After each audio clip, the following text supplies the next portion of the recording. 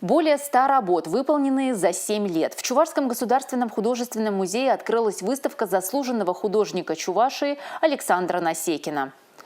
У него свое мироощущение, он не подражает никому. Он всегда говорит «вот это я». Так и художники отзываются его коллеги. О том, как воспринимают картины Насекина посетители выставки, расскажет Милена Алексеева.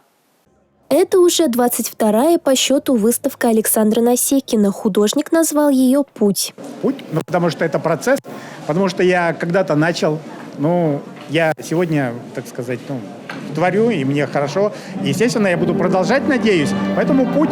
Работы художника поистине необычайны. Каждая из них заставляет зрителя задуматься. Картины очень содержательные, и они разнообразные.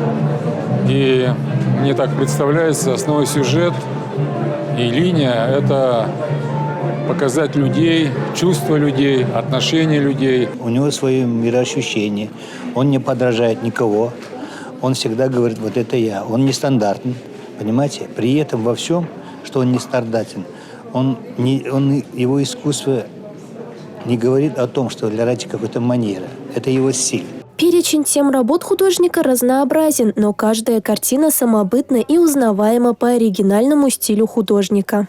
Каждая из этих картин – это целый мир, история, рассказ, который вовлекает и уносит в некую иную реальность, если долго всматриваться. Если увидеть работу Александра Семеновича на любой другой площадке, если даже там нет подписи, безошибочно можно определить, потому что у него есть свой стиль, есть свой почерк.